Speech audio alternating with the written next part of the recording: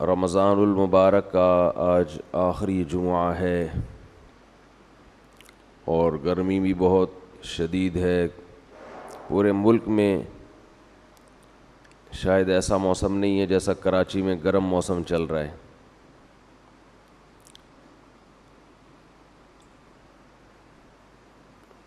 رمضان شروع ہوا تھا اور بہت تیزی کے ساتھ گزر گیا. تھوڑا سا حصہ رمضان کا باقی رہ گیا ہے. جس طرح مہینہ شروع ہو کے ختم ہوتا ہے، سال شروع ہو کے ختم ہوتا ہے، مہینے شروع ہو کے ختم ہوتے ہیں، بہت جلد وہ دن آنے والا ہے کہ ہماری زندگی کا بھی اختتام شروع ہو جائے گا.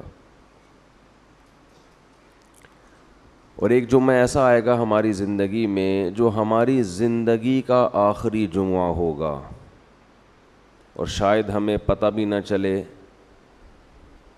کہ یہ والا جمعہ ہماری زندگی میں آخری جمعہ ہے. جو بھی آئے گا. اقترب للناس حسابهم وهم فی غفلۃ معرضون. قرآن کہتا ہے لوگوں کا حساب و کتاب قریب آ رہا ہے لیکن وہ غفلت میں پڑے ہوئے ہیں. لاہیۃ قلوبہم، دل بھی لوگوں کے غافل ہیں. انسان جس چیز کو سب سے زیادہ بھولتا ہے وہ موت ہے. جس چیز کو سب سے زیادہ انسان بھولتا ہے اس کا نام کیا ہے؟ موت. حالانکہ یہ سب سے زیادہ یقینی چیز ہے، اس کو تو بالکل بھی نہیں بھولنا چاہیے.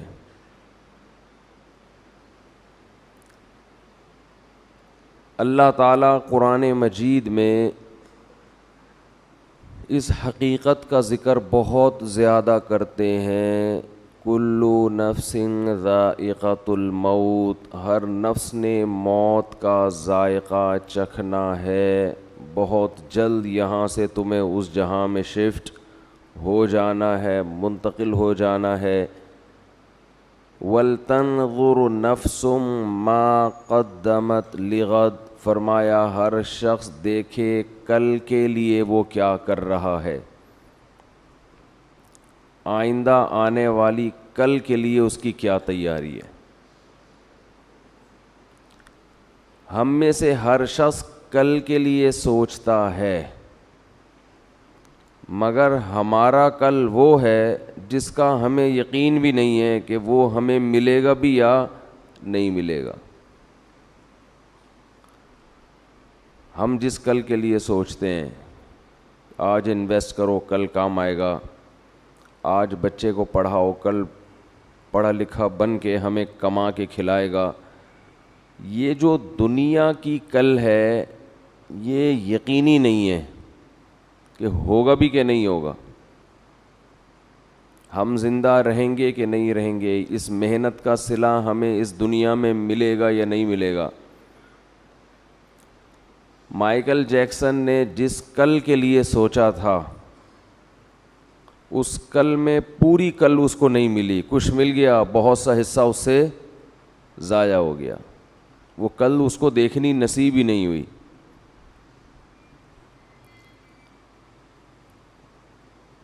تو اللہ یہی ہمیں بتاتے ہیں کہ جس کل کے لیے تم تیاری کر رہے ہو وہ کل یقینی نہیں ہے. اللہ ہمیں وہ کل بتاتے ہیں جو یقینی ہے، جو موت ہے. قرآن نے بہت سارے پیغمبروں کے واقعات بیان کیے ہیں. قرآن نے بہت ساری نافرمان قوموں کے واقعات بیان کیے. ان تمام قوموں میں قدر مشترک کیا تھی جو ہلاک ہونے والی قومیں ہیں؟ وہ قدر مشترک کامن چیز ان میں یہ تھی وغرتہم الحیات الدنیا، انہیں دنیا کی زندگی نے دھوکے میں ڈال دیا تھا. اس سے پتہ چلتا ہے کہ بھائی یہ دنیا جس میں ہم رہتے ہیں یہ ہمیں دھوکہ دے رہی ہے. دھوکے کی ڈیفینیشن کیا ہے؟ جب کوئی آپ سے وعدہ کرتا ہے اور اس وعدے کی بیس پہ آپ سے کوئی کام لے لے اور پھر عین وقت پہ اپنا وعدہ پورا نہ کرے، تو آپ کہتے ہیں یہ بندہ چیٹ کر گیا ہے، یہ بندہ دھوکہ دے گیا ہے مجھے. کہتے ہیں کہ نہیں کہتے؟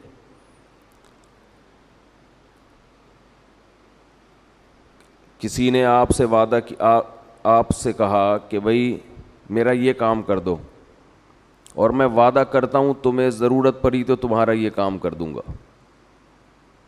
آپ نے وہ کام کر کے دے دیا اس کو، عین وقت پہ وہ غائب ہو گیا، تو آپ کہتے ہیں نا یہ بندہ کیا ہے، چیٹ کی ہے اس نے میرے ساتھ. دنیا صبح سے شام چیٹ کرنے کے علاوہ کوئی کام نہیں کرتی. یہ ہم سے وعدہ کرتی ہے کہ تم میرے لیے یہ محنت کرو، یہ کرو، یہ کرو، یہ کرو، میں تمہیں نوازوں گی، میں تمہیں عزت دوں گی، میں تمہیں شہرت دوں گی، میں تمہیں دنیا میں مزے دوں گی. قرآن کہتا ہے غرت، دھوکہ دے گی، یہ جو کچھ دکھا رہی ہے ویسا نہیں کرے گی. یہ تمہیں کینسر دے گی، یہ تمہیں بلڈ پریشر دے گی، یہ تمہیں شوگر کا تحفہ دے گی، یہ تمہیں فالج کا تحفہ دے گی، یہ تمہیں ایکسیڈنٹ کا تحفہ دے گی، یہ تمہیں غربت کا تحفہ دے گی، تمہیں نافرمان اولاد کا تحفہ دے گی. یہ لوگوں سے دھوکہ دلوائے گی تمہیں. تو جتنی بھی قومیں دنیا میں برباد ہوئی ہیں، فرعون کیوں تباہ ہوا ہے؟ یا قوم لکم الملک المصر ظاہرین فی الارض، کہ اس خوش فہمی میں تھے کہ آج ہم زمین کے بادشاہ ہیں، زمین پر ہم غالب ہیں. یہ بھول گئے تھے کہ یہ حکومت ہم سے چھینی بھی جا سکتی ہے. زمین کا جس نے ہمیں بادشاہ بنایا وہ ہمیں بادشاہ سے غلام بھی بنا سکتا ہے. انسان اس ظاہر کو دیکھ کر بہت زیادہ دھوکہ کھاتا ہے اور وہ سمجھتا ہے کہ جیسا میں ہوں ویسے کا ویسا ہی رہوں گا. یہ بہت بڑی بھول ہے. اللہ نے 3 مدارج بیان کیے ہیں قرآن مجید میں انسان کے. پہلے اللہ نے حکم دیا کہ اے لوگو جنہوں نے گناہ کر کر کے، اللہ کی نافرمانی کر کر کے اپنے اوپر زیادتی کی ہے، ابھی بھی وقت ہے توبہ کر کے اس اللہ کی طرف آ جاؤ. قل یا عبادی الذین اسرفوا علی انفسہم، اے نبی ان سے کہہ دیجئے کہ اے میرے بندو جنہوں نے اپنے اوپر زیادتی کر لی. ہمارے ہاں زیادتی کہتے ہیں کہ دنیا برباد کر لی، پڑھے نہیں، کوئی جاب نہیں کی، کوئی بزنس نہیں کیا، اس کو ہم کہتے ہیں بندے نے اپنا فیوچر تباہ کر دیا. اللہ کی نظر میں زیادتی یہ ہے کہ اللہ نے جن کاموں کا حکم دیا تھا آپ نے وہ کام نہیں کیے. تو اللہ کہتے ہیں اسرفوا علی انفسہم، جنہوں نے اپنے اوپر زیادتی کی ہے اب بھی وقت ہے توبہ کر لو. لا تقنطوا من رحمت اللہ، اللہ کی رحمت سے مایوس مت. ابھی مایوسی کا ٹائم شروع نہیں ہوا ہے. بہت جلد ایک ٹائم آنے والا ہے جس میں اللہ تمہیں خود مایوس کر دے گا، خود بتائے گا کہ اب مجھ سے امیدیں مت لگانا. ان اللہ یغفر الذنوب جميعا، ابھی توبہ کرو، اللہ سارے گناہ معاف کرنے کے لیے تیار ہے. ابھی توبہ کر لو. انسان بڑا ڈھیٹ ہے، وہ کہتا ہے ابھی توبہ نہیں کروں گا، میں اس وقت توبہ کروں گا جب توبہ کا دروازہ بند ہوگا. پہلا حکم اللہ نے کیا دیا؟ توبہ کرو. آپ مجھے بتاؤ توبہ کس چیز سے ہوتی ہے؟ برائی سے، گناہ سے. اللہ ہم سے زیادہ عبادت نہیں مانگتے، اللہ ہم سے گناہوں سے توبہ مانگتے ہیں. آج کوئی شخص اگر دین پر آتا ہے تو عبادت کی کثرت کو فوکس کرتا ہے, گناہ چھوڑنے کو فوکس نہیں کرتا. اللہ نے پچھلی قوموں میں جتنی قوموں کو ہلاک کیا, تباہ کیا, کوئی ایک قوم بھی ایسی نہیں ہے جس کو اشراق کی نماز چھوڑنے پر عذاب دیا ہو. کوئی ایک قوم بھی ایسی نہیں ہے جس کو تہجد چھوڑنے پر عذاب دیا ہو. کوئی ایک قوم بھی ایسی نہیں ہے جس کو صبح و شام کی تسبیحات چھوڑنے پر عذاب دیا ہو. قرآن کہتا ہے فَكُلًّا أَخَذْنَا بِذَنبِ, جتنی قوموں کو تباہ کیا ان کے گناہ کی وجہ سے کیا ہے, نافرمانی کی وجہ سے کیا ہے. اور وہ نافرمانی کیا تھی؟ تمام قوموں میں ایک ہی چیز تھی کہ انہوں نے پیغمبر کے جو سفیر, اللہ کے جو سفیر تھے, اللہ کا جو پیغام لے کے دنیا میں آئے تھے, ان کی باتوں کو ویلیو نہیں دی, ان کی باتوں کو اہمیت نہیں دی. یاد رکھو اللہ کی نظر میں سب سے زیادہ ویلیو اس چیز کی ہے کہ محمد صلی اللہ علیہ وسلم کیا آرڈر دے کے گئے ہیں, کیونکہ یہ آپ کا آرڈر نہیں ہے, یہ کس کا آرڈر ہے؟ اللہ کا آرڈر ہے. اور ہماری نظر میں سب سے کم ویلیو کس کی ہے؟ اللہ نے کیا کہا ہے. اللہ صرف یہ دیکھتا ہے اپنے بندوں میں کہ یہ مجھے کتنا فالو کر رہے ہیں, اس کے علاوہ اللہ کو ہم سے کوئی غرض نہیں ہے. یہ دماغ میں اچھی طرح یہ بات بٹھا لینی چاہیے.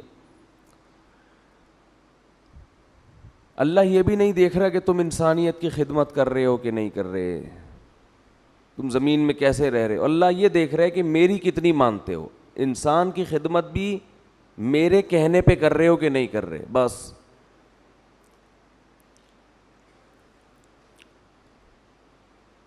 تو اللہ یہ دیکھتا ہے کہ میں نے جس چیز سے روکا اس سے رکتے ہو یا نہیں رکتے.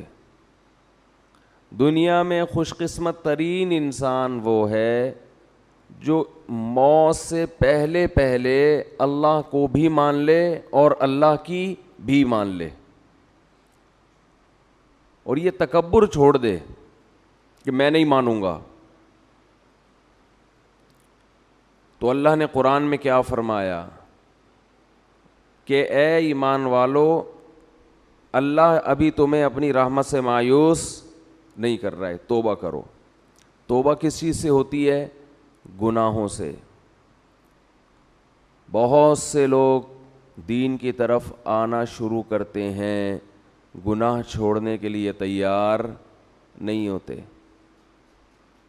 کون سے گناہ ہیں جن کو قرآن نے بہت اہتمام سے بیان کیا, حدیث نے بہت اہتمام سے بیان کیا؟ وہ گناہ آج ہمارے معاشرے میں بہت تیزی سے پھیل گئے ہیں. اس رمضان کے گزرنے سے پہلے پہلے توبہ کریں, ان تمام جرائم سے توبہ کرنی ہے. ان گناہوں میں سب سے پہلا گناہ ہے نماز کا قضا کر دینا. اللہ نے اس کی کسی قیمت پہ اجازت, بولے نا بھائی, نہیں دی. ایک چیز ذہن میں آتی ہے کہ اتنے سارے لوگ بے نمازی, اتنے سارے لوگ ہیں جو اللہ کا انکار کر رہے ہیں, کیا یہ سارے جہنم کی آگ میں جلیں گے؟ یہ چیز انسان کو پریشان کرتی ہے, وسوسہ ڈالتی ہے کہ جہاں اتنے سارے لوگ ہیں یہ کیسے اللہ ان کو اٹھا کے آگ میں ڈال دے گا. دنیا میں آج بھی شرک کرنے والے توحید پرستوں سے زیادہ ہیں. دنیا میں بہت سے لوگ ہیں جو خدا کے منکر ہیں, بہت سے لوگ ہیں جو اللہ کے ساتھ شریک کرتے ہیں, بہت سے لوگ ہیں جو اللہ کو مانتے ہیں لیکن اللہ کی نہیں مانتے, بڑے بڑے احکام کا انکار کر دیتے ہیں. تو شیطان انسان کے دل میں وسوسہ ڈالتا ہے کہ کیا اللہ اتنے سارے لوگوں کو جہنم کی آگ میں ڈال دے گا. اس وسوسے کا جواب قرآن بار بار دیتا ہے, بار بار.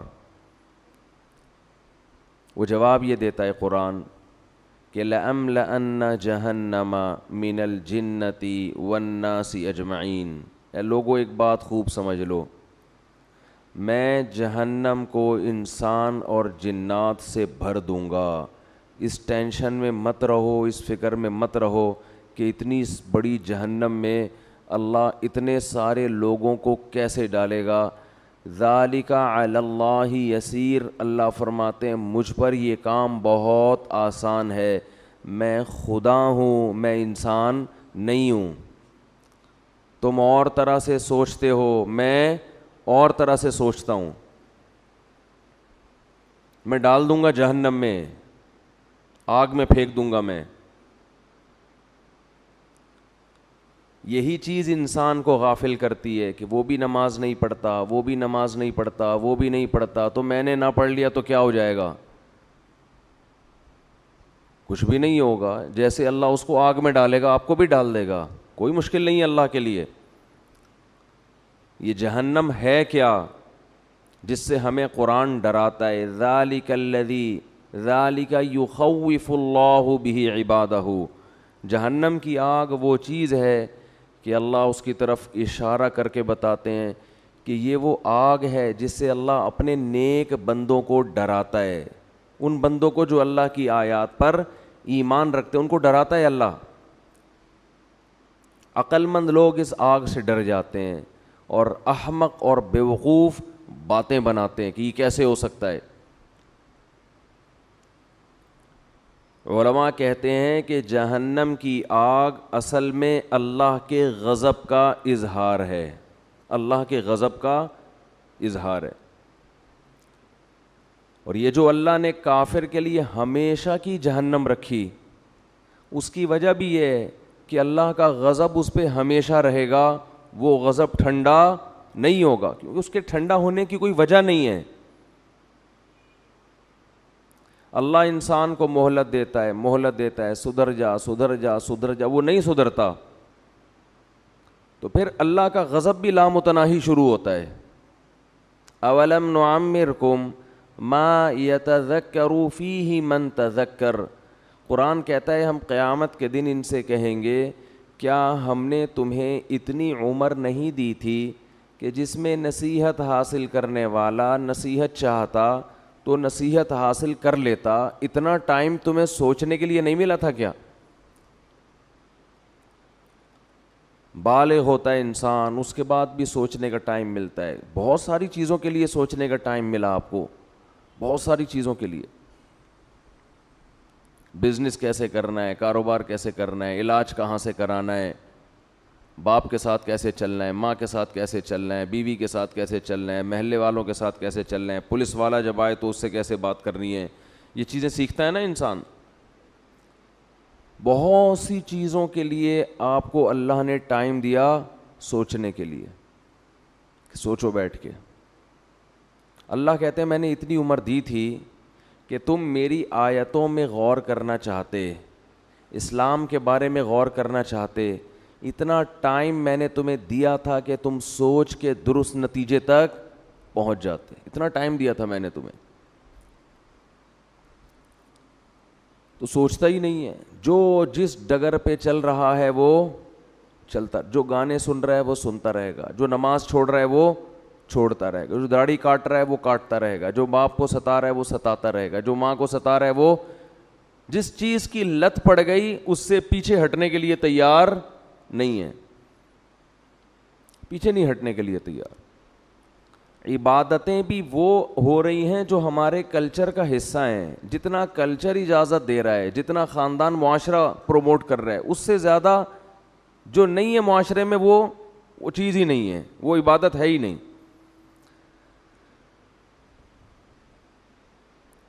تو اللہ اپنے عذاب سے اپنے بندوں کو ڈراتا ہے. یخوف بہ عبادہ.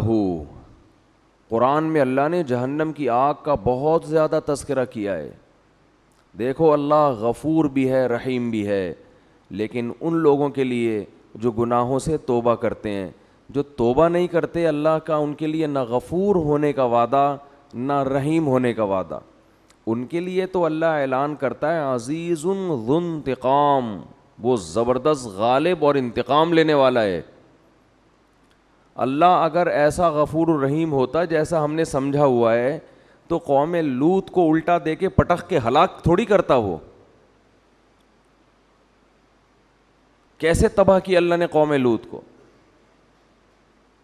اور جب اللہ کسی قوم کے ہلاک کرنے کا ارادہ کرتے ہیں, کسی فرد کے ہلاک کرنے کا ارادہ کرتے ہیں, تو اللہ کہتے ہیں پہلے میں اس کو ڈھیل دیتا ہوں, خوب نعمتیں دیتا ہوں, اور وہ اس خوش فہمی میں مبتلا ہو جاتا ہے کہ میرا خدا مجھ سے راضی ہے, وہ مجھے نہیں پکڑے گا. حضرت لوط علیہ السلام کی قوم کو جب تباہ کیا گیا ہے اس کا انداز دیکھیں. قرآن کہہ رہا ہے ہم نے خوبصورت نوجوانوں کو لوط علیہ السلام کے پاس بھیجا, فرشتوں کو انسانی شکل میں. قوم میں لڑکوں سے بدفعلی کی عادت تھی. وجاء اہل المدینۃ یستبشرون, سارے شہر والے خوشی میں دوڑتے ہوئے آئے. گناہ ان کے لیے آسان کر دیا گیا, ایسا لگا کہ ان کو کہ ہمارے لیے گناہ کرنا آسان ہے. لوط علیہ السلام ان سے کہہ رہے ہیں ہؤلاء ضیفی, یہ میرے مہمان ہیں, میری عزت کا خیال کرو. قوم جواب میں کہہ رہی ہے اولم ننہک عن العالمین, ہم نے آپ کو منع کیا تھا کسی اننون پرسن کو آپ گھر میں داخل ہونے نہ دیں. لوط علیہ السلام کہہ رہے ہیں لو ان لی بکم قوۃ او آوی الی رکن شدید, کاش میرا کوئی قبیلہ ہوتا, خاندان ہوتا, میں تم سے لڑتا. کاش میرے بازوؤں میں قوت ہوتی, میں تم سے لڑتا. کس قدر پریشان ہو رہے ہیں لوط علیہ السلام. اور قرآن کہہ رہے ہے قوم کی حالت کیا ہے, یستبشرون, خوشیاں منا رہے ہیں کہ گناہ کے ہمارا کیسا موقع مل گیا.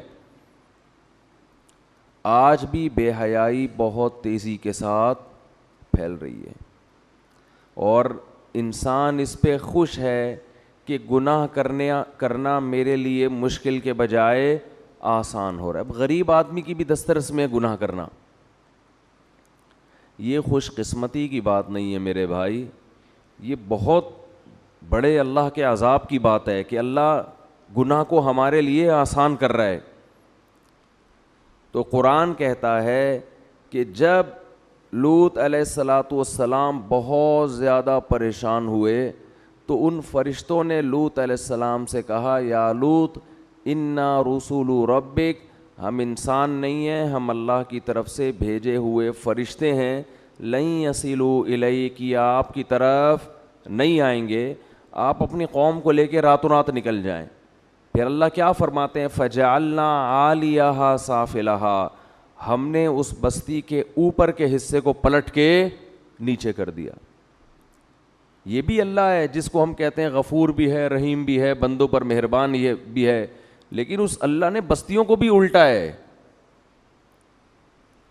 وہی اللہ جس کو ہم رحمان اور رحیم کہتے ہیں صبح و شام, جس کو ہم غفور الرحیم کہتے ہیں, جس کو ہم اپنے بندوں پہ بڑا مہربان کہتے ہیں, اسی اللہ نے فرعون کو جب ایک پانی میں غوطہ دیا ہے اور فرعون نے جواب میں کہا آمنت انہ لا الہ الا الذی آمنت بہ بنو اسرائیل, میں اس اللہ پہ ایمان لایا جس پر بنی اسرائیل ایمان لائی, تو اللہ کو اس پہ ترس نہیں آیا. وہی اللہ جس کو ہم کہتے ہیں غفور ہے, اپنے بندوں پر مہربان ہے, بہت رحمان ہے, بہت بندوں پر شفیق ہے, ماں سے 70 گنا زیادہ محبت کرنے والا, اس اللہ کو اپنی مخلوق فرعون پر اس موقع پہ ترس, بولو بھائی, نہیں آیا. وہ چیخ رہا ہے میں توبہ کرنے کے لیے تیار ہوں, اللہ نے کہا نہیں, آنا اب نہیں بخشوں گا, اور آئندہ اس سے بڑا عذاب آئے گا. اب تو یہ سمجھ رہا ہے کہ تو پانی میں ڈوب رہا ہے, یہ تو عذاب کی پہلی سیڑھی ہے. اس پانی کے اندر تو داخل ہوگا, تیرا سانس گھٹے گا, تیرا دم گھٹے گا, اس سے تیری موت واقع ہوگی. اور پھر اس کے بعد کیا ہوگا, النار یعرضون علیہا غدوا وعشیا, ایسی آگ میں تجھے داخل کروں گا, صبح بھی جلایا جائے گا اور شام کو بھی, اور یہ قیامت تک عذاب ہوگا. جب میدان حشر میں حساب کے لیے کھڑا ہوگا تو اگلا اسٹیپ اس سے بھی زیادہ سخت ہوگا.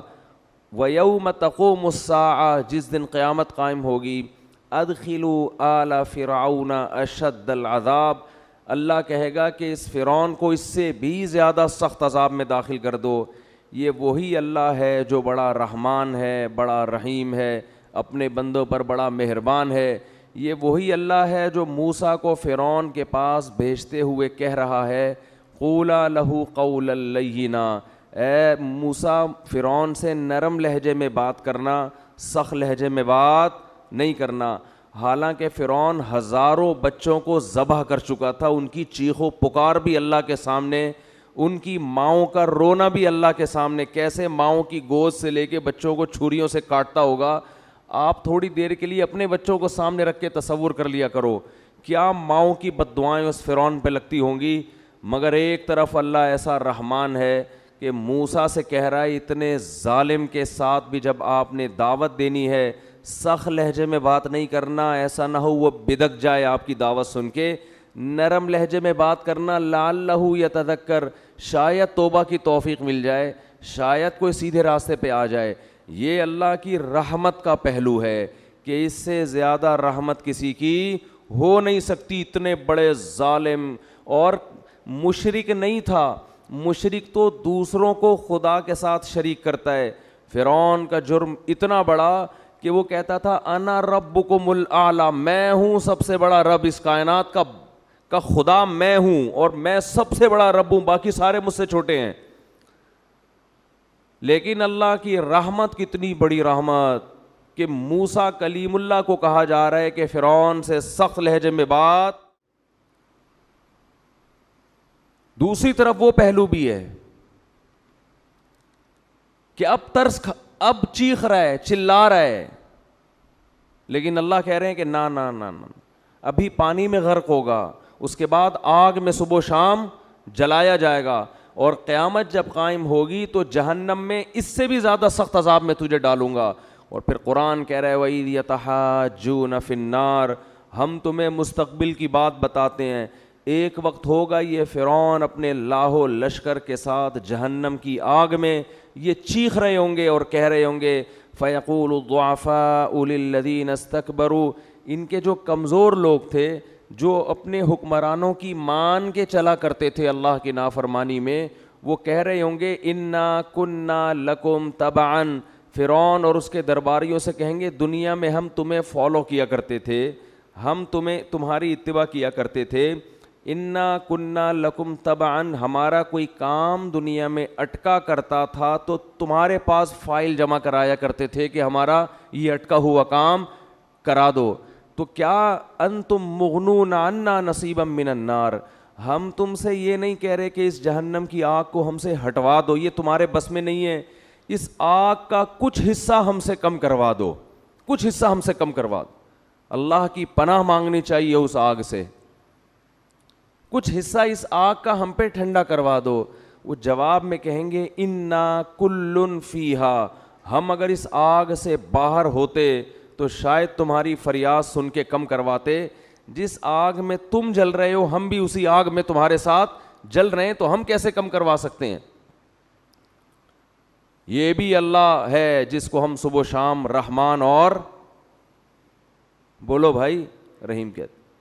آج اللہ کا خوف ختم, ہر گناہ کیا جا رہا ہے اللہ غفور رحیم ہے, گانے سنے جا رہے ہیں اللہ بخشنے والا ہے, زنا کیا جا رہا ہے اللہ بخشنے والا ہے, انٹرنیٹ پر فحش بیہودہ فلمیں صبح شام دیکھی جا رہی ہے اللہ بڑا غفور رحیم ہے, وہ بخشنے پر آئے گا تو ایسا ہی بخش دے گا.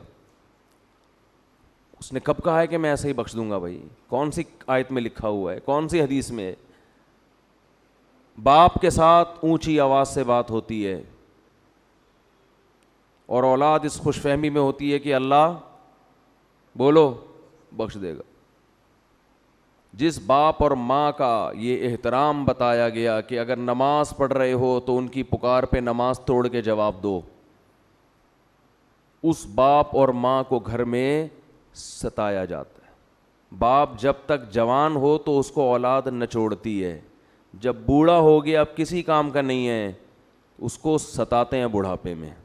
بہت ہو رہا ہے گھروں کے اندر. شوہر جب تک کام کا ہو عورت اس کو نچوڑتی ہے, جب بڈھا ہو گیا تو بیٹوں کے ساتھ مل کے اس کو ستاتی ہے. بہت ہو رہا ہے گھروں میں.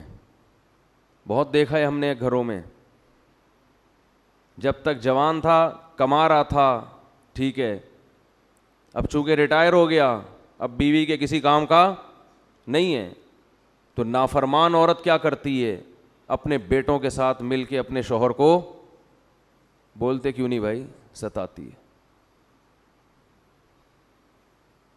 ٹھیک ہے سب نہیں ہوتی لیکن ہوتی بھی ہیں.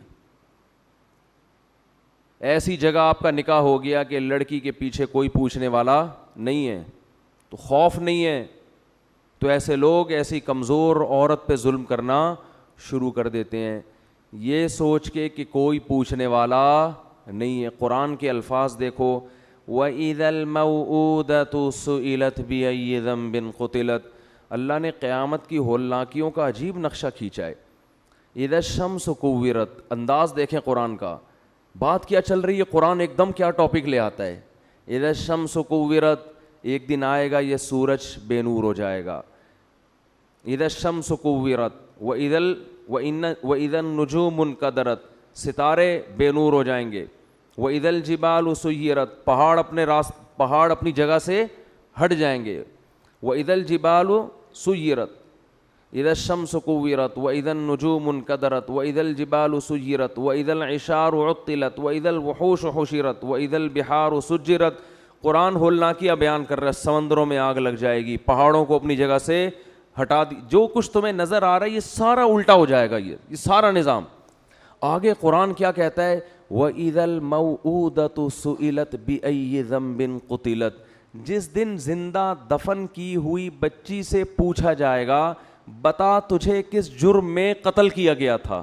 اب آیتوں میں آپ کو بظاہر کوئی مناسبت نظر نہیں آئے گی, ادھر پہاڑ کی بات ہو رہی ہے کہ جگہ سے ہٹا دیا جائے گا, ادھر سمندر کی بات ہو رہی ہے کہ اس میں آگ لگا دی جائے گی, ادھر 10 ماہ کی گابن اونٹنیوں کی بات, اشار و تلت, اونٹنی جو 10 ماہ کی گابن ہوتی ہے نا, عرب کے ہاں سب سے قیمتی مال ہوتا تھا کہ ابھی یہ بچہ جننے والی ہے, اللہ فرماتے ہیں اس کا مالک اس کو اپنے حال پہ چھوڑ دے گا. ایسی وحشت, کہاں اونٹنی, کہاں پہاڑ, کہاں سورج, کہاں چاند, اور قرآن فوراً کیا کہتا ہے, جس دن زندہ دفن کی ہوئی بچی سے پوچھا جائے گا بتا تجھے کس جرم میں قتل کیا گیا. انسان حیران ہوتا ہے, پہاڑ کے ہٹنے کی بات, سمندروں کے جلنے کی بات, سورج اور چاند کے بے نور ہونے کی بات, اس میں زندہ بچی کا تذکرہ کیسے آ گیا, اس کا کیا آپس میں لنک ہے, یہ ٹاپک اللہ نے اچانک چینج کیوں کر دیا,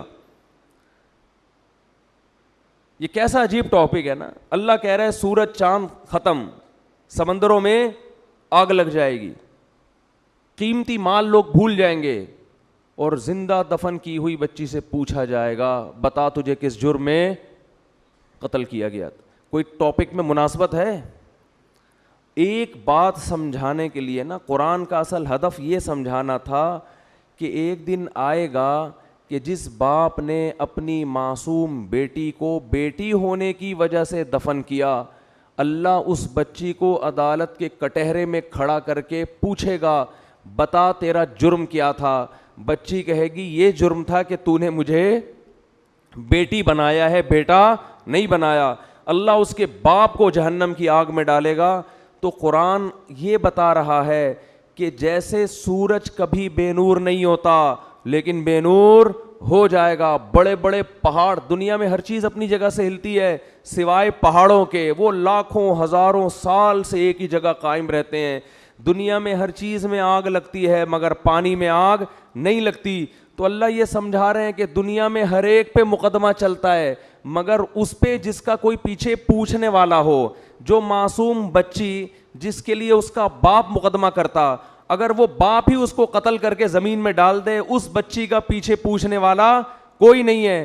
تو جو خدا سورج کو بے نور کرے گا, حالانکہ سورج کبھی بے نور نہیں ہوتا, جو خدا پہاڑوں کو اپنی جگہ سے ہٹا دے گا, حالانکہ پہاڑ اپنی جگہ سے کبھی بھی نہیں ہلتے, جو خدا سمندروں میں آگ لگا دے گا, حالانکہ سمندروں میں آگ نہیں لگتی, وہ خدا ایسا مقدمہ چلائے گا جس کا مقدمہ دنیا میں کبھی کسی نے اس کا تصور نہیں کیا ہوگا. وہ مقدمہ کیا کہ بچی کو کھڑا کر کے کہے گا کہ تیرے لیے کبھی کوئی مقدمہ کرنے والا ہو نہیں سکتا تھا, کیونکہ جو مقدمہ کرتا وہی تیرا قاتل ہے.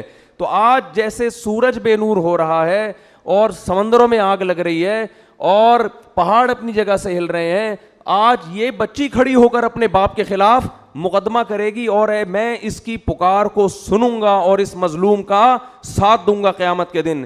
تو اللہ ان آیتوں میں بتا رہا ہے کہ اللہ کا حساب و کتاب کا نظام کمزور نہیں ہے. دنیا کی عدالت سے, دنیا کے مقدموں سے بچ سکتے ہو. ما لہذا الکتاب لا یغادر صغیرۃ ولا کبیرۃ الا احصاها. قرآن کہتا ہے اپنا نامہ اعمال دیکھ کے کہو گے یہ کیسی رپورٹ کارڈ ہے, کیسا رزلٹ ہے کہ اس نے میری زندگی کے کسی ایک پہلو کو بھی ادھورا نہیں چھوڑا. ہر چیز, اگر کسی چٹان میں بیٹھ کر کوئی گناہ کیا, اندھیرے میں تنہائیوں میں دروازے بند کر کے کوئی معمولی سا جرم کیا یا کوئی نیکی کی, یہ اس کو بھی اللہ کہتے ہیں میں تمہارے سامنے حاضر کر دوں گا. تو بھائی اللہ کا نظام ہلکا نہیں ہے, وہ بہت مضبوط نظام ہے اس کا. اور اللہ نے یہ سارا نظام جو بنایا اور اللہ نے جو ہزاروں پیغمبروں کو بھیجا اور قرآن میں جہنم کی وعیدیں اور جنت کی خوشخبریاں دیں, اس لیے نہیں دیں کہ آپ کو یہ آپشن دیا جا رہا ہے کہ آپ نماز پڑھیں نہ پڑھیں, پڑھیں گے اچھی بات ہے, نہیں پڑھیں تو اللہ غفور الرحیم ہے. آپ بہنوں کی وراثت دیں نہ دیں, دے دیں گے تو اچھی بات ہے, نہیں دیں گے تو اللہ غفور الرحیم ہے. آپ اپنے باپ اور اپنی ماں سے آواز آہستہ کر کے بات کریں یا نہ کریں, آپ کی مرضی ہے. کریں گے تو ثواب ملے گا, نہیں کریں گے تو اللہ غفور الرحیم ہے, لیلۃ القدر میں بخش دے گا وہ آپ کو. آپ کی مرضی کہ آپ یتیم کا مال جو آپ کا چھوٹا بھائی ہے, وراثت جس کی پوری بنتی ہے, آپ بڑے ہونے کا ناجائز فائدہ اٹھا کے اس چھوٹے کی وراثت کھا جاتے ہو, آپ کی مرضی ہے. نہیں کھاؤ گے تو ثواب ملے گا, کھا جاؤ گے تو لیلۃ القدر میں سب کی بخشش ہو جائے گی, شب برات میں ہو جائے گی بخشش, عید کے دن بخشش ہو جائے گی, رمضان میں بخشش ہو جائے گی. آپ اگر جمعے کے دن مر گئے تو آپ کی بخشش ہو جائے گی, آپ اگر لیلۃ القدر میں مر گئے تو آپ کی بخشش ہو جائے گی. اگر اس طرح سے میرے بھائی بخششوں کا نظام ہوتا تو قرآن اتنی وعیدیں نہ سناتا. وَإِذَا الْمَوْءُودَةُ سُئِلَتْ بِأَيِّ ذَنبٍ قُتِلَتْ, یہ نہ بتاتا کہ جس دن زندہ دفن کی ہوئی بچی کو زندہ کر کے اللہ پوچھے گا بتا تجھے کس جرم میں قتل کیا گیا. پھر قرآن یہ نہ کہتا کہ جو یتیم کا مال کھاتے ہیں وہ اپنے پیٹ میں جہنم کے انگارے ڈال رہے ہیں. پھر قرآن یہ نہ کہتا لا یحل لکم ان ترثوا النساء کرہا, اے ایمان والو تمہارے لیے عورت کی وراثت کھانا حلال نہیں ہے. پھر قرآن یہ نہ کہتا ان الذین یکسبون الاثم سیجزون بما کانوا یقترفون, گناہ کرو لیکن یہ دماغ میں رکھ کے عن قریب اس کا بدلہ تمہیں ملنے والا ہے, اس کی سزا تمہیں ملنے والی ہے, تمہارے خلاف کیس چلے گا, اس کی سزا ملے گی.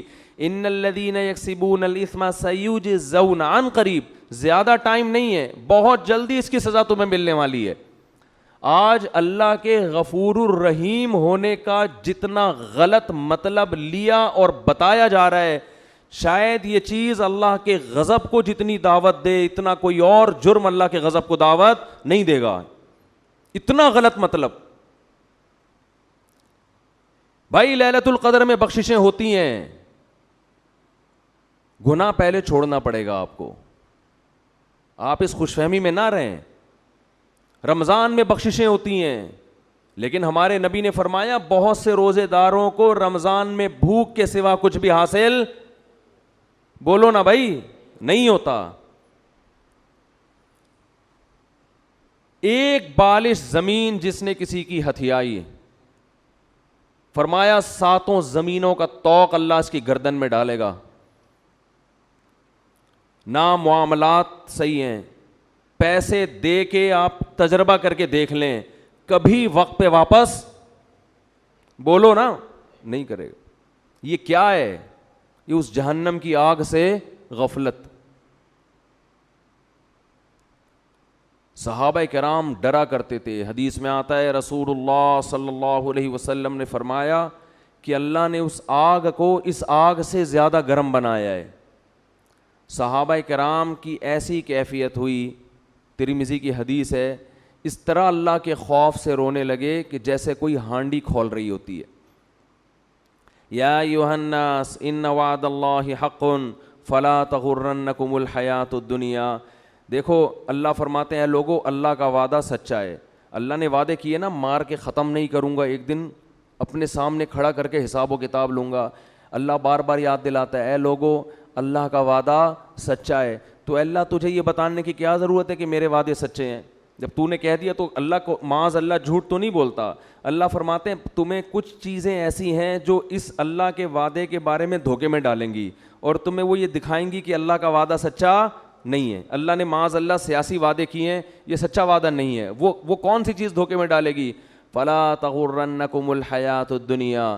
فرمائے اس دنیا کی ترقی, دنیا کی ظاہری چمک دھمک, تمہارے یہاں سے لوگ ہوں گے جو باتیں کریں گے گورا چاند پہ پہنچنے کی باتیں کر رہا ہے اور مسلمان جنت اور جہنم کے چکر میں الجھے ہوئے ہیں. وہ لیبارٹریوں میں کیا کیا بنا رہے ہیں, مسلمان جنت جہنم سے باہر نہیں نکلتے.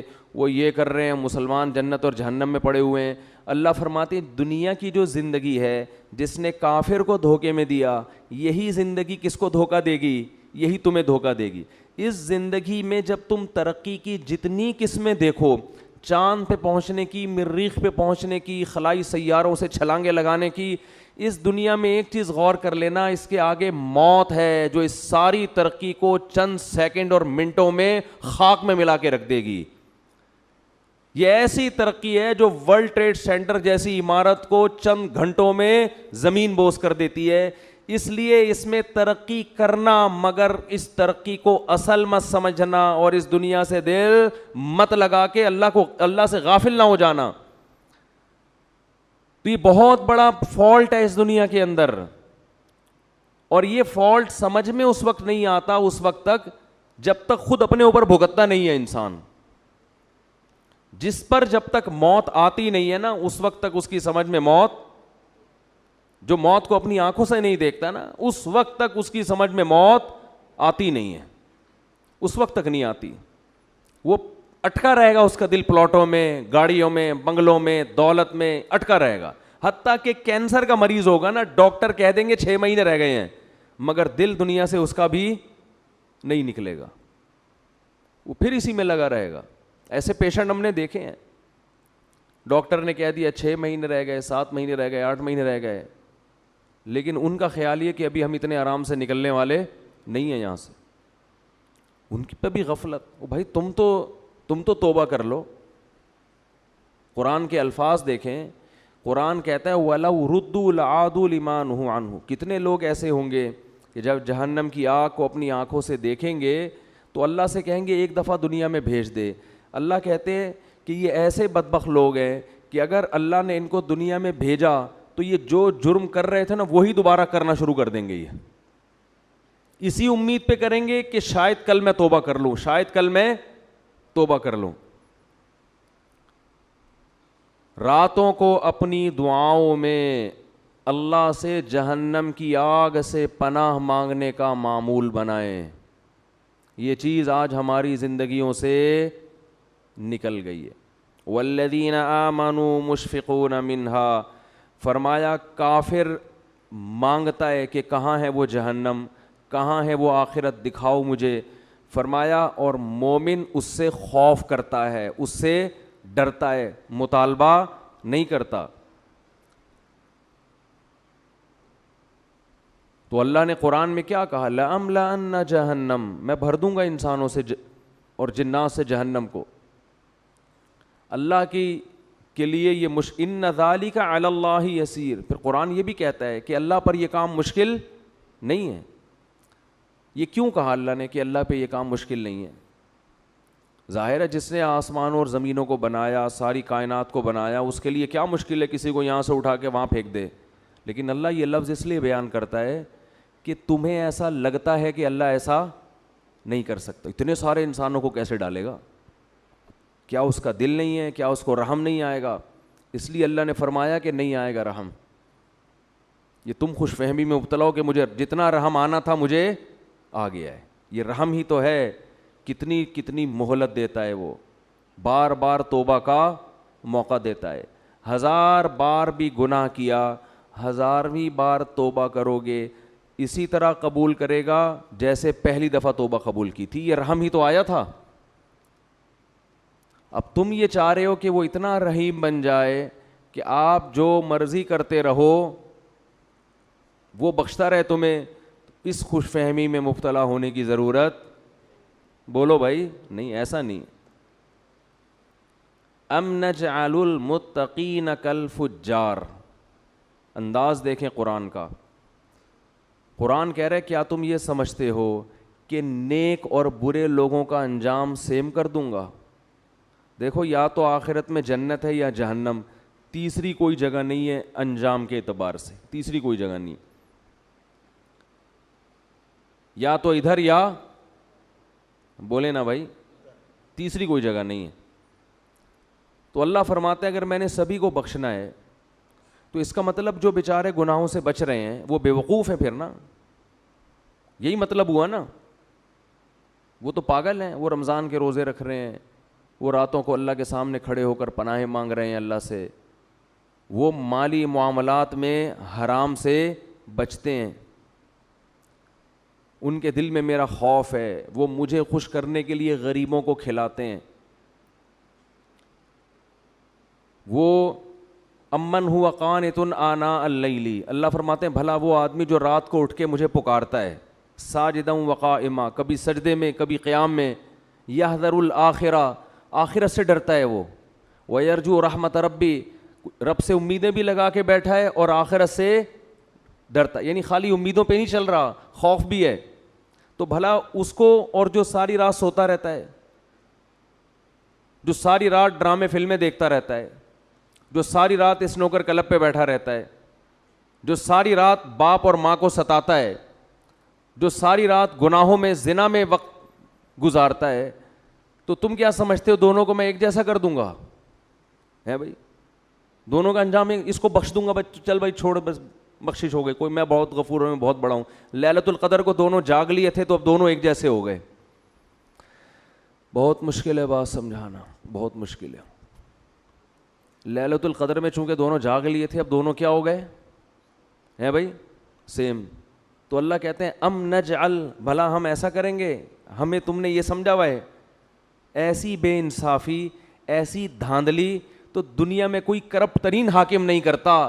عدل و انصاف کا بادشاہ ایسا کیسے کر سکتا ہے؟ خوف پیدا کرنے کی ضرورت ہے. جن گناہوں کی طرف ہم جا رہے ہیں اور بغیر کسی بریک کے چلتے چلے جا رہے ہیں, برداشت بالکل ختم. قرآن نیک لوگوں کی صفت بیان کرتا ہے, الکاظمین الغیظ, غصے کے کڑوے گھونٹ کو پیتے ہیں. یہ باپ کے سامنے غصہ نہیں, ماں کے سامنے نہیں, اپنے بڑوں کے سامنے نہیں. آج چھوٹوں پہ برداشت کر لیتا ہے, طاقتور ہے, اور بڑے پہ برداشت نہیں کرتا. میں کہتا ہوں جتنی باس کی برداشت کرتے ہو اس کا 10واں حصہ اگر باپ کی برداشت کر لو تو شاید بخشش ہو جائے. وہ باس تمہارا کچھ نہیں لگتا, وہ صرف پیسے دیتا ہے تمہیں, پیسوں کے لیے رکھا ہوا ہے. جس دن تم نے دیکھو سعودی عرب سے 20 سال لوگ جاب کر رہے ہوتے ہیں, جاب لیس ہو کے یہاں نظر آتے ہیں. میں پوچھتا ہوں یار آپ تو 20 سال سے ایک سیٹ کے پاس ملازمت کر رہے تھے, اب کیا ہوا؟ کہتے ہیں یار وہ مجھے گردوں کا کوئی مسئلہ کھڑا ہو گیا تھا, فوراً کمپنی نے نکال دیا. کہتا ہوں یار 20 سال آپ نے جس کمپنی سے وفا کی ہے, گردوں کے تھوڑے سے مسئلے پہ اس کمپنی نے آپ کو نکال دیا, تو آپ کو ٹینشن نہیں؟ کہہ رہے ٹینشن کس بات کی بھائی, وہ مجھے ملازمت کے لیے رکھا تھا, اب میں ہارڈ ورکنگ کر نہیں سکتا تو انہوں نے نکال دیا. بالکل صحیح کیا.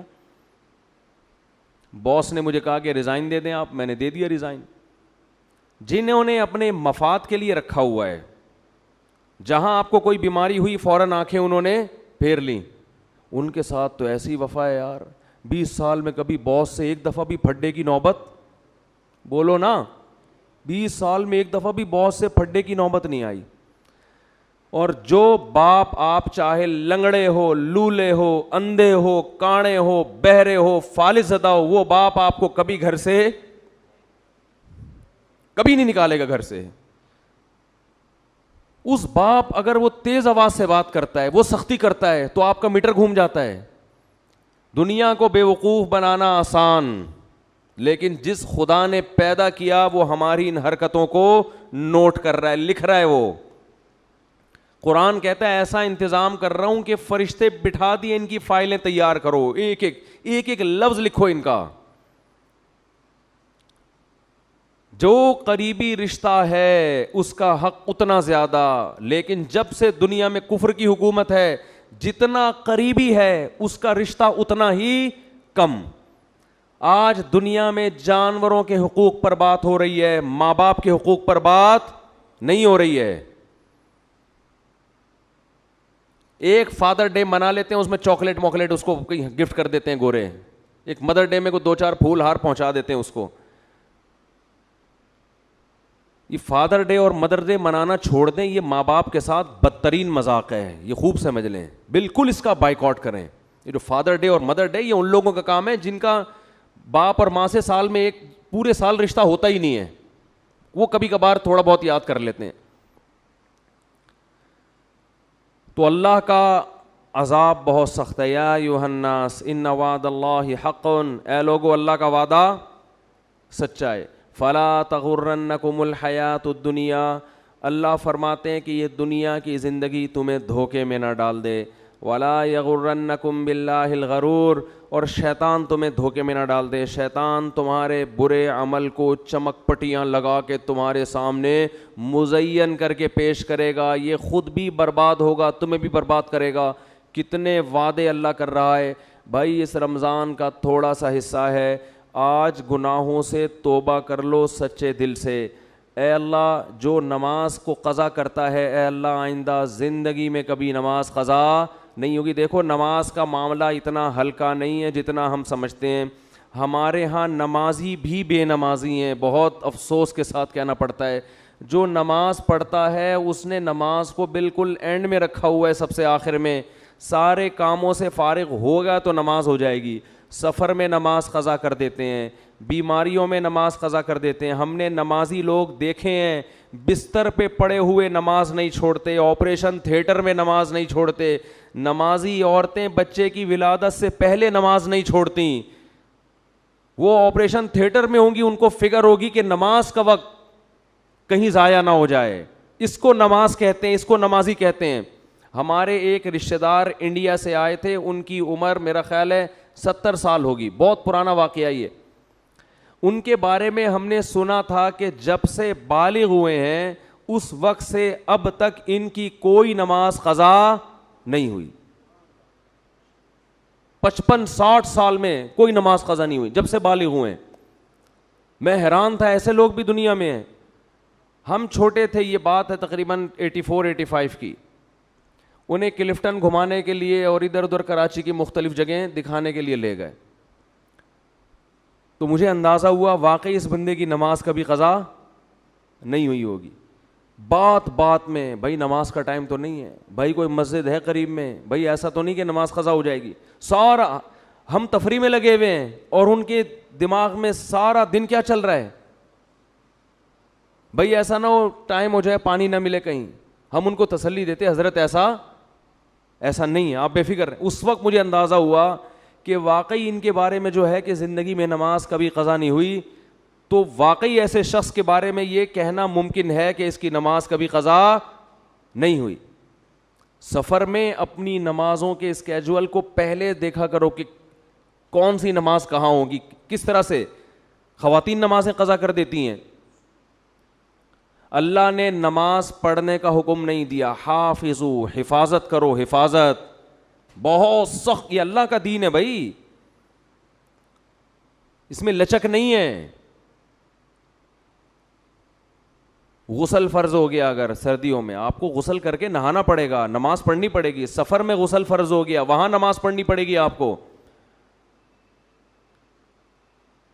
دوسری توبہ کرو بد نظری سے, زنا سے, بدکاری سے, انٹرنیٹ پر بیہودہ اور فحش مواد دیکھنے سے. یہ چیز اس کو لوگوں نے گناہ سمجھنا چھوڑ دیا. نوح علیہ السلام نے قوم کو کیا سمجھایا, یا قوم استغفروا ربکم انہ کان غفارا, اے میری قوم میں جس خدا کی طرف تمہیں دعوت دے رہا ہوں وہ معاف کرنے والا ہے, گناہ ہو جاتا ہے توبہ کر کے اس کو مناؤ, وہ چھوڑ دے گا, معاف کر دے گا. وہ یہ آپشن رکھا ہوا ہے اس نے. وہ تانے نہیں دے گا کہ پھر گناہ کر کے پھر توبہ کر رہا ہے تو اب کس بیس پہ کر رہا ہے. لیکن کرو تو صحیح. اگر گناہ نہیں چھوٹ رہا, لت پڑ جاتی ہے, جو لوگ فحش فلمیں دیکھتے ہیں عادت پڑ جاتی ہے ان کو, او بھائی عادت پڑ گئی ہے, عادتیں چھوٹتی بھی تو ہیں. جس طرح کوئی کام کنٹینیو کرنے سے کام کرنے کی عادت پڑتی ہے, چھوڑنے سے چھوڑنے کی عادت پڑ جاتی ہے. ہمت تو کرو, پھر بھی ہوتا ہے تو توبہ تو کرو, ہاتھ پہ ہاتھ رکھ کے بیٹھو تو نہیں. جو آدمی فحش فلمیں دیکھتا ہے اور توبہ کرنا چھوڑ دی اس نے, اس کا مطلب وہ جہنم کی آگ میں جانے پر راضی ہو گیا ہے, وہ مطمئن ہو گیا کہ اب بس میں نہیں بچ سکتا. بھائی وہ آگ ہم سے برداشت نہیں ہوتی. 100 دفعہ یہ گناہ ہوتا ہے, 100 دفعہ اللہ کو مناؤ, اللہ اب نہیں کروں گا, پھر ہو گیا پھر مناؤ, اور اللہ سے یہ کہو کہ اللہ میں عادت سے مجبور ہو کے گناہ کرتا ہوں مگر میں جہنم کی آگ برداشت نہیں کر سکتا. اس وقت تک اس کو مناؤ جب تک وہ معاف نہ کر دے. اللہ تیار ہے. ایک بزرگ نے کہا کہ ان کے پاس غالباً ڈاکٹر عبدالحی صاحب رحمۃ اللہ علیہ تھے کہ حضرت میں گناہ کرتا ہوں پھر توبہ کرتا ہوں پھر ہو جاتا ہے گناہ, نہ چاہتے ہوئے بھی ہو جاتا ہے, پھر توبہ کرتا ہوں پھر ہو جاتا ہے. فرمایا کوئی بات نہیں, اگر متقی لوگوں میں شمار نہ ہوا اللہ توبہ کرنے والوں میں شامل کر لے گا. کیا کہتا ہے, ان اللہ یحب التوابین ویحب المتطہرین. اللہ کو جیسے پرہیزگار لوگوں سے محبت ہے, توبہ کرنے والوں سے بھی محبت ہے. تعلق تو قائم رکھو, تعلق ہی ختم کر دیا آپ نے. توبہ ایک ایلفی ہے جو ٹوٹے ہوئے تعلق کو جوڑ دیتی ہے. اللہ چاہتے ہیں مجھ سے رابطہ میں تو رہو. آپ جب کسی کو بھیجتے ہیں سفر میں, کوئی ٹینشن ہو بھائی رابطے میں رہنا, ہر تھوڑی دیر میں اطلاع دیتے. ماں باپ کو ہوتا ہی نا فکر, بھائی جس حالت میں بھی ہو اطلاع ضرور, اگر سکون میں بھی ہو اطلاع ضرور دینا. اللہ کہتے ہیں جس کنڈیشن میں بھی ہو, گناہ میں ہو یا نیکی میں, تعلق مجھ سے ختم نہیں کرنا. رابطہ اگر گناہ ہے تو میرے سامنے بیان کرو, میرے سامنے بیان کرو, اے اللہ میں تیرا بندہ ہوں, مجھ سے یہ گناہ نہیں چھوٹتا. اللہ کو اچھا لگتا ہے یہ کہنا, اے اللہ میں قوم لوط کی طرح اکڑتا نہیں ہوں کہ لوط علیہ السلام سے کہنے لگے کہ اگر آپ اس گناہ پہ راضی نہیں ہو تو علاقہ چھوڑ کے نکل جاؤ. اے اللہ میں ایسا نہیں ہوں, میں فخر نہیں کر رہا اپنے جرم پر, مجھے اس جرم کی عادت پڑ گئی ہے, مجھے اس برائی کی عادت پڑ گئی ہے. اے اللہ مجھے اپنے غصے پہ قابو نہیں ہے, ماں باپ کے سامنے چیخنے لگتا ہوں, مجھے عادت پڑ گئی ہے. تو باغی نہ بنو, اللہ کے سامنے اپنے ہاتھ اٹھا کے اپنے جرم کا اقرار کرو. اے اللہ میں تیرا بندہ ہوں, تو مجھے سیدھے راستے پہ چلا. حدیث میں کتنی پیاری دعا آئی, یا حیو یا قیوم برحمتک استغیث اصلح لی شانی کلہ ولا تکلنی الی نفسی طرفۃ عین ولا اقل من ذلک. اے وہ ذات جو زندہ ہے, ہر چیز کو تھامنے والا ہے, میں تیری رحمت کی بھیک تجھ سے مانگتا ہوں, میری حالت کو درست کر دے, مجھے گناہ چھوڑنے کی توفیق دے دے. ولا تکلنی الی نفسی طرفۃ عین, مجھے میرے حوالے نہ کر. اے اللہ مجھے میرے ہاتھوں میں. دیکھو چھوٹا بچہ ہوتا ہے نا, جب سفر چل رہا ہوتا ہے ڈر ہوتا ہے گاڑی کے نیچے نہ آ جائے, گٹر میں نہ گر جائے, یہ نہ ہو جائے, وہ نہ ہو جائے, تو ماں باپ کسی کے حوالے بچے کو کرتے ہیں کہ بھئی بچے کو بچے کے حوالے نہیں کیا جائے گا, بچہ کسی بڑے کے ہاتھوں میں ہوگا تو محفوظ. تو انسان اللہ کے سامنے جرم کا اعتراف کرے, اے اللہ میں کمزور ہوں, تو مجھے میرے حوالے نہ کر. کتنی دیر کے لیے حوالے نہ کر, طرفۃ عین, اے اللہ 24 گھنٹے میں ایک پلک جھپکنے کے میں جتنا ٹائم لگتا ہے نا, اتنے ٹائم کے لیے بھی تو مجھے میرے حوالے نہ کر. ولا اقل من ذلک, اس سے کم ٹائم کے لیے بھی تو مجھے میرے حوالے نہ کر, کیونکہ اگر تو نے مجھے میرے حوالے سیکنڈ کے کروڑویں حصے کے لیے بھی کر دیا تو مجھے اپنے اوپر اعتماد نہیں ہے, میں اس میں تیری نافرمانی کروں گا, میں اس میں اپنی جان پر ظلم کروں گا. 24 گھنٹے تو مجھ پر گرفت رکھ. یہ نبی نے ہمیں دعائیں سکھائی ہیں, یہ گناہگاروں کے لیے دعائیں ہیں کہ جن سے گناہ نہیں چھوٹتے, وہ اللہ سے مانگیں کہ اللہ تو مجھے میرے حوالے نہ کر, تعلق تو قائم رکھے میرے بھائی. اور کیا دعا سکھائی, خذ بناصیتی الی البر والتقوی, اے اللہ میں سیدھے راستے پہ چلنا چاہوں نہ چاہوں تو مجھے پیشانی کے بالوں سے پکڑ کے سیدھے راستے پہ گھسیٹ لے. جیسے کسی ڈاکٹر کے پاس آپ جاتے ہیں نا, انجیکشن لگانے کی تکلیف ہو رہی ہے اور لگانا ضروری بھی ہے, آپ کہتے ہیں بھائی رسیوں سے باندھ کے میرے انجیکشن ٹھوک دو, لگا دو انجیکشن, کہتے ہیں کہ نہیں کہتے؟ میری پرواہ نہیں کرو. تو بھائی اس رمضان میں ہمت کر کے گناہوں سے توبہ کر لو. اور دیکھو یہ بات میں بہت کم بیانات میں کہتا ہوں کیونکہ یہ جرم پھیل گیا ہے. داڑھی کٹانا یہ بھی تغییر خلق اللہ ہے, اللہ کی تخلیق کو بدلنا ہے. اللہ کو داڑھی کٹا ہوا مرد پسند؟ بولو نا بھائی, یہ آپشنل نہیں ہے, یہ تو اب ہو گیا کیونکہ اتنے لوگ اب انگریزوں کو دیکھ دیکھ کے داڑیاں کاٹنا شروع کر دیں تو ہمارے کلچر کا حصہ بن گئی یہ چیز. نبی نے حکم دیا ہے اعفوا اللحا وقصوا الشوارب, فرمایا داڑھی کو بڑھاؤ. میں نے خود اپنی آنکھوں سے یہودی دیکھے ہیں بڑی بڑی داڑھیوں والے, بڑے ماڈرن یہودی, بڑے ترقی یافتہ, لیکن داڑھی اتنی بڑی. بہت سے یہودی دیکھے ہیں. کیوں؟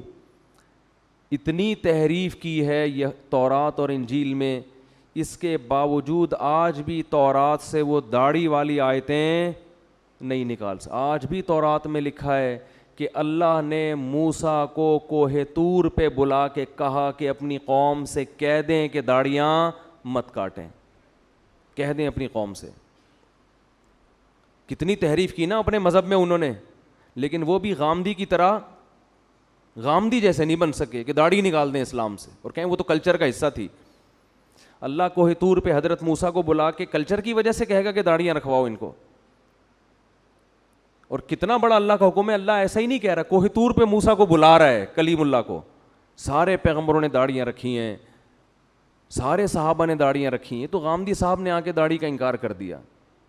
فیصلہ کر لو, ایک طرف صحابہ ہیں, ایک طرف پیغمبر ہیں, ایک طرف تورات ہے, ایک طرف قرآن ہے. قرآن صراحتاً داڑھی کا ذکر نہیں کرتا, لیکن وہ یہ کہتا ہے کہ شیطان نے کہا تھا کہ میں لوگوں کی فطرت تبدیل کروں گا. اللہ نے عورت کو چہرے پہ بال نہیں, عورت کو سر پہ بال دیے ہیں. کتنے بڑے بال عورتوں کے ہوتے ہیں, اس کے لیے بال موڑنا جائز ہے عورت کے لیے؟ بولو نا بھائی. اب انگریزوں میں اگر فیشن آ جائے, خواتین گنجی گھومنا شروع کر دیں, تو کیا اس کی ہم پرمیشن دے دیں گے عورت سر پہ بلیڈ پھیر لے؟ جیسے اس کی اجازت نہیں ہے, ایسے ہی مرد کو چہرے پہ بلیڈ لگانے کی اجازت. بولتے کیوں نہیں بھائی؟ تو رکھ لو بھائی ہمت, بڑھاپے کا انتظار کر رہے ہو. توبہ تو جوانی میں ہوتی ہے, کچھ بھی نہیں ہوگا اس سے. تھوڑا بہت لوگ ملا ملا کریں گے, بھائی یہ کہنے والے بھی مر جائیں گے, آپ بھی مر جاؤ گے. اور داڑھی رکھنے سے کوئی ملا نہیں بن جاتا. کتنے فوج کے بڑے بڑے آفیسرز ہیں جن کی بڑی بڑی داڑھی ہیں, کیا وہ ملا ہیں؟ کتنے بڑے بڑے سائنٹسٹ ہیں, یہ جو ایٹامک انرجی میں جو سائنسدان ہیں, جامعۃ الرشید آئے تھے تو اتنی بڑی بڑی داڑیاں ان کی. بھائی داڑھی رکھ کے آپ سائنسدان بھی بن سکتے ہو, آپ ڈاکٹر بھی بن سکتے ہو, آپ آفیسر بھی بن سکتے ہو, زیادہ اچھے بنو گے آپ, روب ہوگا آپ کے چہرے پہ. تو ہمت کر لو اس رمضان میں. میں کسی بغیر داڑھی والے کو اپنے سے کمتر نہیں سمجھتا. بھائی ہماری داڑھی ایک ظاہری حلیہ, اندر اللہ ہی جانتا ہے. ہو سکتا ہے کوئی گناہ ہو جس کی وجہ سے داڑھی والے کو اللہ بخش دے اور ہمیں نہ بخش دے, اللہ بچا کے رکھے سب کو, لیکن جرم کو تو جرم ہی کہا جائے گا نا. وہ لوگوں کی رعایت میں لوگوں کو خوش کرنے کے لیے اس کو تبدیل تو نہیں کر سکتے ہم. یہی تو یہود کا جرم تھا کہ وہ حکام بیان کرتے جس پہ لوگ خوش ہوتے. جو برائی معاشرے میں پھیل جاتی, یہود کے علماء اس پہ ڈسکس نہیں کرتے کہ پبلک ناراض ہو جائے گی. تو اللہ کا حکم ہے, ہمت کر لو. اور یہ فضول باتیں, داڑھی رکھ کے میں یہ گناہ کروں گا تو لوگ کیا بولیں گے, داڑھی بدنام ہوگی, پھر تو اسلام کا نام ختم کر دو بھائی. مسلمان تو 2 نمبر ہی کرتے ہیں بہت سے, بدنام تو اسلام ہوتا ہے. اب اس کا حل یہ نہیں ہے کہ اسلام چھوڑ دو, اس کا حل یہ ہے کہ 2 نمبر ہی چھوڑ دے آدمی. وہ ایک آدمی نے بوڑھی ماں کی فضیلت سنی کہ بوڑھی ماں کو اگر ذرا سا بھی تکلیف پہنچائی تو اتنا بڑا عذاب اور یہ اور وہ, اس نے جا کے اماں کو ہی قتل کر دیا. اس نے کہا بھائی یہ تو فل ٹینشن ہے, عذاب کا ذریعہ ہے یہ. تو داڑھی انسان کو سینما گھر کی لائن میں لگنے سے روکتی ہے, داڑھی انسان کو برے کاموں سے روکتی ہے. تو آپ نے کیا کہا کہ جو چیز روکنے والی تھی اسی کو اڑا دیا آپ نے, اسی کو اڑا دی. ہمارے کتنے دوست ہیں کہتے ہیں ہم نے جب داڑھی رکھی تو سینما گھر کی لائن سے واپس ہوئے, شرم آ رہی تھی. ایک ہمارے دوست نے داڑھی رکھی, مجھے اپنا واقعہ سنا, کہہ رہے مجھے فلمیں دیکھنی ہے اور سینما گھروں میں جا کے دیکھتے تھے وہ. کہہ رہے میں لائن میں کھڑا ہوا تھا, داڑھی رکھ لی تھی میں نے, شرم تو آ رہی تھی لیکن ہم نے کہا تھوڑا دیر بے شرم بن جاتے ہیں, شرم ختم کرنے میں چند سیکنڈ لگتے ہیں انسان کو. کہہ رہے پھر لوگ مجھے مڑ مڑ کے دیکھ رہے تھے, یہ ملا یہاں کیا کر رہا ہے. کہہ رہا مجھے اتنی غیرت آئی, میں نے کہا نکل بھائی, یہ تیرا کام نہیں ہے یہاں پہ, چھوڑ یار. لوگ بھی بول رہے ہیں, دل تو نہیں چاہ رہا تھا کہہ رہے ہیں چھوڑنے کا, لیکن شرم کی وجہ سے نکل گیا میں. یہ غنیمت ہے, ورنہ الٹا کام کرتے ہیں کہ یار اس کی وجہ سے لوگ تانے دے رہے ہیں تو داڑھی ہی کو کاٹ دو. تو ہمت کر لو خواتین, ہمت کر کے اس رمضان میں توبہ کر لیں لیلۃ القدر کے آنے سے پہلے پہلے. جی ٹھیک ہے, ٹھیک ہے. 29 کو ہمارے ہاں ختم قرآن ہے, ٹھیک ہے نا. تو ختم قرآن میں لوگوں کو دعوت دینا یہ بھی کوئی ایک بدعت سا ہی عمل لگتا ہے مجھے. تو بس اطلاع دے دی, آنا ہے آئیں, نہیں آنا نہیں آئیں. خواتین کے لیے بھی انتظام ہے. یہ جو دعاؤں میں لوگوں کو دعوت دے دے کے بلایا جاتا ہے نا, یہ عمل بھی مجھے ٹھیک نہیں لگتا. تو ہو سکتا ہے ہمارے 29 کو دعا نہ ہو سکتا ہے آج رات ہو جائے, ہو سکتا ہے کل ہو سکتا ہے ہو بھی جائے, ہو سکتا ہے نہیں بھی ہو. دعا کبھی بھی پروگرام کے تحت بولو نہیں ہوتی کہ بھئی اب تو اشتہار لگے ہوئے ہوتے ہیں ہمارے ہاں, رو رو کے دعائیں مانگی جائیں گی. بھائی یہ کیا ڈرامے شروع کر دیے اللہ کے بندو, کیا ڈرامے بازی ہو رہی ہے. اس کو بھی انٹرٹینمنٹ کا ذریعہ بنا لیا دعا کو. میں نے جب پہلی دفعہ ختم قرآن کیا نا تو 29 کو ختم کرنا تھا ہم نے.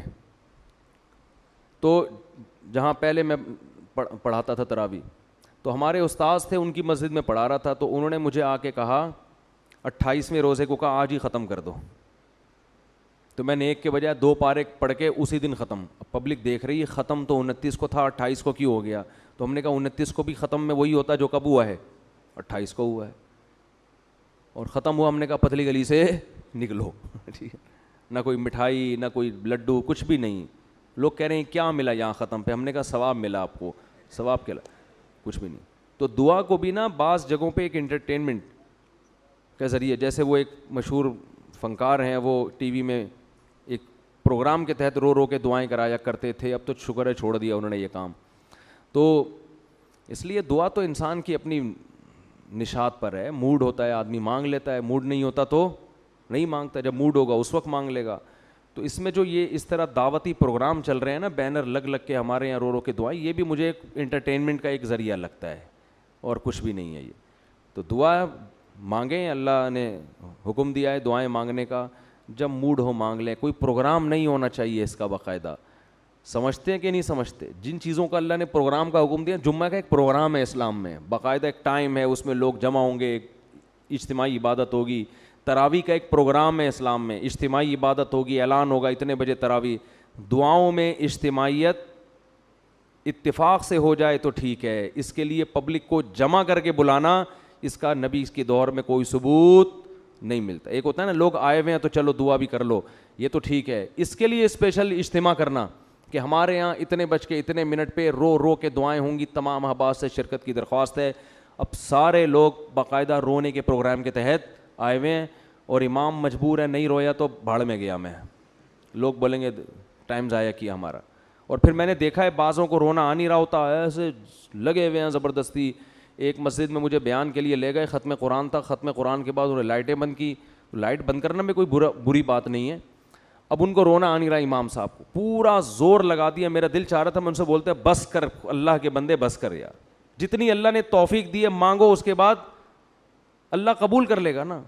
کیوں اپنے آپ کو مصیبت میں ڈالا ہوا ہے؟ کیونکہ انہوں نے اعلانات بہت زیادہ کر دیے تھے پہلے. اب ان کو آرڈر پہ رونا تو صرف چند لوگوں کا کام ہے. چند ملک کی مشہور شخصیتیں ایسی ہیں, وہ آرڈر پہ باقاعدہ روتے ہیں, ان کو اتنے بج کے اتنے منٹ پہ رونے کے پیسے ملتے ہیں, تو وہ روتے بھی ہیں رلاتے بھی. لیکن ایک نارمل آدمی کے لیے آرڈر پہ رونا بہت مشکل کام. تو بھائی تکلفات کی دنیا سے اپنے آپ کو نکالو. اللہ کو آپ کا جذبہ, اللہ آپ کے دل کی نیت دیکھتا ہے. جس طرح آرام سے دعا مانگ سکتے ہو بغیر کسی ناٹک کے, بغیر کسی ڈرامے کے, مانگ لو دعا اللہ سے, اللہ اسی کو قبول بولو نا کر. میں نے تو اپنے بارے میں اندازہ لگایا ہے کہ جب دعا میں دل نہیں لگ رہا ہوتا اور اللہ سے دو بول بول کے دعا مانگتا ہوں, تو میں نے دیکھا وہ زیادہ قبول ہوتی ہے. جب دل نہیں لگ رہا ہوتا نا, اور پھر انسان ایک نارمل مانگ لیتا ہے کہ اللہ میرا دل تو نہیں لگ رہا, آج طبیعت صحیح نہیں ہے, بعض دفعہ تھکا ہوا ہوتا ہے, لیکن میں مانگوں گا, تو وہ زیادہ قبول ہوتی ہوئی نظر آتی ہے. سمجھ رہے ہیں بات کو؟ ایسا مجھے لگتا ہے کہ وہ زیادہ, ہو سکتا ہے میری غلط فہمی ہو, وہ اکثر دیکھا ہے وہ مانگو قبول ہو جاتی ہے. تو اور اسی میں مجھے پھر حوصلہ ملتا ہے کہ یار یہ تو اللہ جب چاہتا ہے نا ایسے قبول کر لیتا ہے بڑے آرام سے. تو اس کے لیے بس مانگنے کو زیادہ فوکس کرو, ناٹک بولو بھائی, یہ نہیں کرو کہ یہ ہو رہا ہے پھر یہ ہو رہا ہے, یہ چھوڑ دو بس اس کو. اور دعا میں انفرادی دعا کی زیادہ ویلیو ہے. اجتماعی تو علماء اس لیے مانگتے ہیں کہ عادت پڑے لوگوں کو مانگنے کی, لیکن دعا میں انفرادی کو زیادہ فوکس کرنا چاہیے. اللہ کہتے ہیں تضرعا و خفیہ, چپکے سے اور عاجزی سے اللہ کو پکارو. اللہ تعالیٰ سمجھنے کی عمل کی توفیق عطا فرمائے, اور گناہ چھوڑنے کی. تو یہ گناہ تو سمجھ میں آ گئے نا بھائی, توبہ کر لیں ان تمام گناہوں کو چھوڑنا. اور اگر کوئی نہیں چھوٹ رہا تو مایوس نہ ہو, کوشش تو کریں نا. میں نہیں کہہ رہا کہ آپ کہیں گے یار یہ داڑھی بھی مفتی صاحب نے کہہ دی, ایک نئی ٹینشن دے دی ہے, یہ کیا ہے مسئلہ. یار ہمت کر لو تھوڑی سی, اللہ سے یہی مانگ لو کہ اللہ مجھے توفیق دے دے. تو کچھ تو کرو نا, کچھ تو آگے بڑھو, ہاتھ پہ ہاتھ دھر کے بیٹھو تو نہیں اس امید پہ کہ لیلۃ القدر میں مر گئے تو سب بخشش. تو ایسا کرو گے تو بھائی کوئی بھی نہیں آئے گا. اللہ تعالیٰ عمل کی توفیق دے. ہمارے ہاں عید کی نماز 7 بجے ہے. عید کی نماز میں ہمارے ہاں بیان نہیں ہوتا, بالکل ٹھیک 6:59 پر نماز